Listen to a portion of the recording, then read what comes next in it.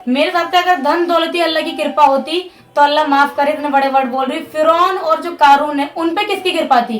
क्या अल्लाह उनसे राजी था? हेलो गाइस, अस्सलाम वालेकुम, कैसे हैं आप लोग? तो आज की वीडियो काफी ज्यादा स्पेशल होने वाली, क्योंकि आज की वीडियो में आए हैं पापा। और पापा ने मुझसे कहा कि वो मुझसे कुछ सवाल करना चाहते हैं जो मुझे भी नहीं पता कि क्या सवाल होंगे। अगर पापा मुझे थोड़ा देर पहले बता देते, थोड़ी देर पहले ही, तो शायद थोड़ा अच्छे से जवाब दे पाती, क्योंकि अचानक जवाब देना और थोड़ा सोच के जवाब देने में काफी फर्क होता है। अब मुझे नहीं पता पापा क्या पूछेंगे, मुझे उसका जवाब पता भी है या नहीं, पर पता होगा तो मैं जरूर बताऊंगी। अगर नहीं पता होगा तो फिर पापा से मुझे सीखने को मिलेगा। इस्लामिक सवाल हमारे जहन में आए, क्योंकि आज हमारी छुट्टी है और हमारे पास वक्त भी है, तो कब क्यों ना जो है प्रिया से सवाल किया जाए। देखते हैं उसको पता है या नहीं पता है, या आप लोग फैसला करें और गलत सही का भी जो है कमेंट करके बताना जरूर। प्रिया, पहला सवाल ये है कि हज़रत मोहम्मद सल्लल्लाहु अलैहि वसल्लम मक्का फतेह करने के बाद 10 लाख वर्ग मील ज़मीन से अधिक आपके कदमों तले थे, मगर आप चाहते तो चाहे जितनी धन दौलत जमा कर सकते थे, मगर आपने ऐसा नहीं किया, गरीबी को चुना। क्योंकि आज के जो संत महात्मा है वो ज़्यादातर नफरत बांटते और दौलत को खूब इकट्ठा करते और कारों से घूमते। इसके बारे में आपका क्या ख्याल है? पापा ने बहुत अच्छा क्वेश्चन करा है, क्योंकि हमारे नबी पाक मोहम्मद सल्लल्लाहु अलैहि वसल्लम जो उस टाइम पे पूरे अरब के मालिक थे, मगर मालिक होने के बावजूद भी वो अपने काम खुद करते थे। घर का काम करना हो या अपने जूतों की मरम्मत हो, अपने फटे कपड़े सिलने हो, मतलब घर का जो भी काम हो वो खुद से करा करते थे। मतलब घर के काम से लेके बकरियों को दूध निकालने तक का काम आप खुद करते थे। मगर अब आज के टाइम में देखिए, अगर किसी से आप कह दे कि घर के काम में हमारी थोड़ी सी हेल्प करवा दे, तो हमारे मुंह पे साफ इनकार कर देंगे कि नहीं, हम अमीर, हम ये काम क्यों करेंगे। मगर उस टाइम पे जो है मदीना पूरा अमीर था। उस टाइम पे सब मदीने में रहने वाले लोग बिल्कुल अमीर थे, वहाँ गरीबी का नामो निशान नहीं था। लेकिन इस अरब के बादशाह के घर कई कई दिन चूल्हा नहीं जलता था, मतलब कई दिन हो जाते थे तो भूखे पेट सोया करते थे। अगर इस अरब के बादशाह चाहते तो नरम नरम बिस्तरों पे सो सकते थे, मगर फिर भी वो उन बिस्तरों को छोड़कर किन बिस्तरों पे सोते थे? जो खजूर की बनाई गई चटाइयां होती थी उन पे सोया करते थे। और आज के संत महात्मा को आप देख सकते हैं, वो क्या करते हैं? अमीर तो हो गए, गाड़ियों में घूम रहे, पर नफरत बांट रहे हैं। पर हमारे रसूल ने ये चीज नहीं करी। उन्होंने जो है मोहब्बत का पैगाम दिया लोगों को, अमीरी छोड़ के जो है गरीबी को चुना। तो इतना मेरा बताने का मतलब सिर्फ ये था कि हमारे रसूल ने उस गरीबी को इसलिए चुना क्योंकि ये दुनिया जो है सिर्फ इम्तिहान गाह है। यहाँ पे हमारा इम्तिहान लिया जा रहा है, ये यहाँ पे हमें जिंदगी भर नहीं रहना है, पर जो आखिरत है जहाँ पे हमें जिंदगी पूरी लाइफ टाइम तक काटनी है, वहाँ की तैयारी करना बहुत जरूरी है। प्रिया ने जो सवाल का जवाब दिया है, क्या आप लोग उससे सहमत हैं? और मेरा हमारे ख्याल से सहमत होना भी चाहिए। ये दुनिया ये एक इम्तिहान गाह है, यहाँ हम लोग सिर्फ पेपर देने के लिए आए हुए हैं और इसका रिजल्ट अल्लाह देगा। आखिरत के लिए तैयारी करना चाहिए। इंसान को एक दूसरे से जो मोहब्बत से जोड़ता है और फैलाता है तो इंसान बेहतर कहलाता, और नहीं तो नफरत बांटने वाले तमाम घूम रहे हैं। प्रिया से हमारा दूसरा सवाल ये है कि अल्लाह के रसूल का फरमान है कि किसी भी कब्ज़ियाई हुई ज़मीन, किसी नाजायज़ का ज़मीन पर इबादतगाह नहीं बन सकती। और उसके बाद भी लोग गलत गलत प्रचार करते हैं। क्या इससे हमारे इस्लाम और या दीन को कोई खतरा हो सकता है? पापा का सेकंड क्वेश्चन बहुत ज्यादा मुझे बेस्ट लगा, क्योंकि ये चीजें आपके टाइम में काफी ज्यादा देखने को मिल रही है। और अगर मैं बात करूँ दीन की हिफाजत की, तो दीन की हिफाजत की जिम्मेदारी अल्लाह ने खुद ली है। और जिस दीन की हिफाजत की जिम्मेदारी अल्लाह ने ली, तो उस दिन को तो किसी से खतरा हो ही नहीं सकता। क्योंकि हज्जतुल विदा के आखिरी खुतबे में हमारे रसूल ने फरमाया था कि रस्सी का एक सिरा आसमान पे और दूसरा सिरा जमीन पे, अगर हम इसे मजबूती से पकड़े रहे तो कोई हमें हरा नहीं सकता। तो आप लोग सोच रहे होंगे ये कौन सी रस्सी की बात कर रही है?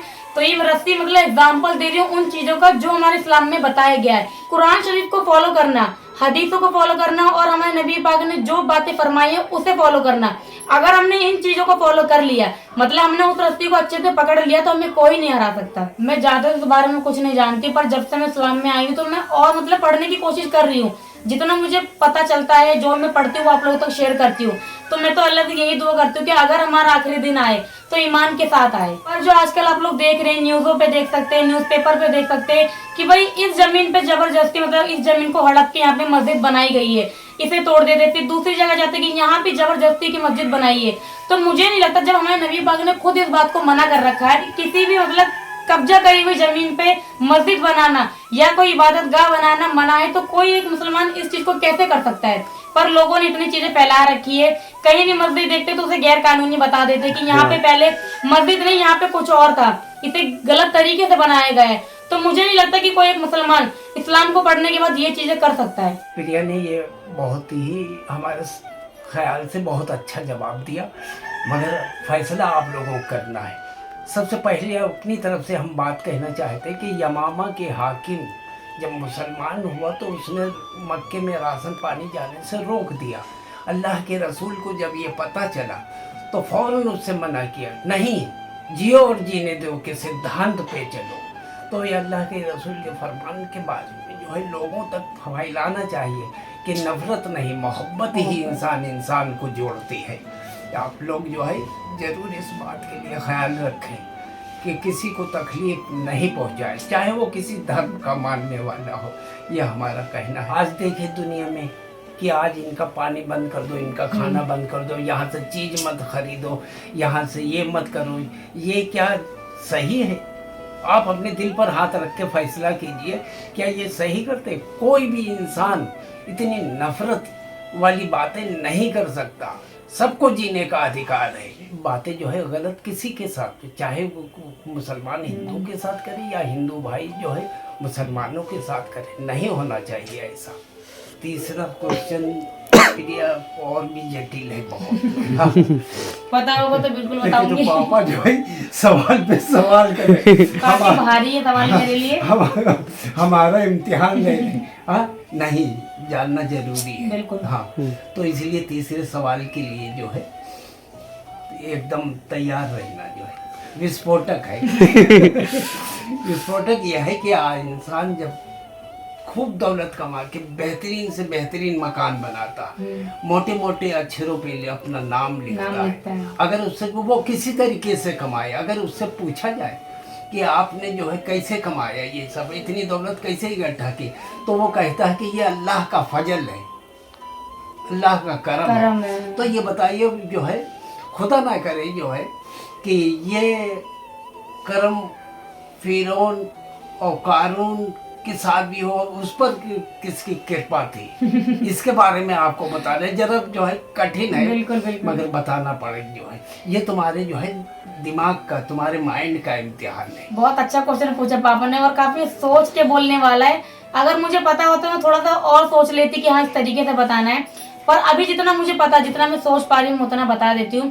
मेरे हिसाब से अगर धन दौलती अल्लाह की कृपा होती तो अल्लाह माफ करे, इतने बड़े वर्ड बोल रही, फिरौन और जो कारून है उन पे किसकी कृपा थी? क्या अल्लाह उनसे राजी था? बिल्कुल नहीं, क्योंकि ये दुनिया एक इम्तिहान गाह है। अल्लाह किसी को दे के आजमाता है और किसी से दौलत छीन के आजमाता है। फिर वो अपने बंदे को देखता है और उसका सब्र देखता है। क्या मेरा बंदा हर हाल में खुश है, मतलब हर हाल में राजी है? जब मैं उसको दौलत दे रहा हूँ तब तो वो राजी है, पर जब मैं उससे दौलत उसकी छीन रहा हूँ क्या तब भी वो सब्र कर रहा है? अगर मेरा बंदा सब्र कर रहा है तो वो इंसान कामयाब है, दुनिया में भी और आखिरत में भी। क्योंकि अल्लाह ने जिस काम को मना कर दिया उस काम को वहीं रोक दो। उसमें अपनी हिकमत, मतलब अपना दिमाग ना चलाए कि अल्लाह ने अगर इस काम को मना करा तो हम दूसरी तरीके से करने की कोशिश करें। जो काम अल्लाह ने मना कर दिया उसे वहीं के वहीं रोक दें। तो मेरे हिसाब से दौलत ही अल्लाह की मदद नहीं है। तो आप लोग फिरौन और कारून को देख सकते हैं, अल्लाह ने उनको कितनी दौलत से नवाजा था, पर उन्होंने उस दौलत का क्या फायदा उठाया? उस दौलत के नशे में वो खुद को ही खुदा समझ बैठे। और आज आप देख सकते हैं उसका अंजाम क्या था। कोई फिरौन का नाम रखना पसंद नहीं करता। मेरे हिसाब से खाली दौलत ही अल्लाह की मदद नहीं है, क्योंकि मदद वो काफी चीजों से देख के आजमाता है, दौलत देकर भी और उस दौलत को छीन कर भी। मुझे जितना समझ में आया पापा का क्वेश्चन, उस हिसाब से मैंने ये जवाब दिया है। अगर इसमें कुछ गलती हुई तो आप लोग बताएंगे और बाकी पापा बताएंगे मुझे क्या गलती है इसमें। यानी जो हमारे सवालों का जवाब दिया, आप लोग उससे सहमत हैं या नहीं? हाँ, एक कमेंट में ये जरूर बताना। पापा अगर मुझे थोड़ा पहले बता देते कि हाँ प्रिया मैं ये क्वेश्चन करने वाला हूँ तो शायद मैं और बेहतर बता पाती, क्योंकि बातें माइंड में काफी रहती है पर एक एकदम जब बताने चलते तो नहीं हो पाती है पूरी। पर जितना मुझे समझ में आया, जितना मतलब मैंने पढ़ा है उस हिसाब से मैंने ढंग से नहीं बताया है। पर इसमें जो भी मिस्टेक होगी तो आप लोग प्लीज अल्लाह ताला से दुआ करें कि मेरी उन गलतियों को माफ करे, और कमेंट में जरूर बताना कि मुझसे कहाँ पे क्या गलतियां हुई है। आपको ये आज की वीडियो कैसी लगी कमेंट करके जरूर बताना। वीडियो पसंद आए तो वीडियो को लाइक करके चैनल को जरूर सब्सक्राइब कर ले। मिलते हैं नेक्स्ट वीडियो में। खुदा हाफिज।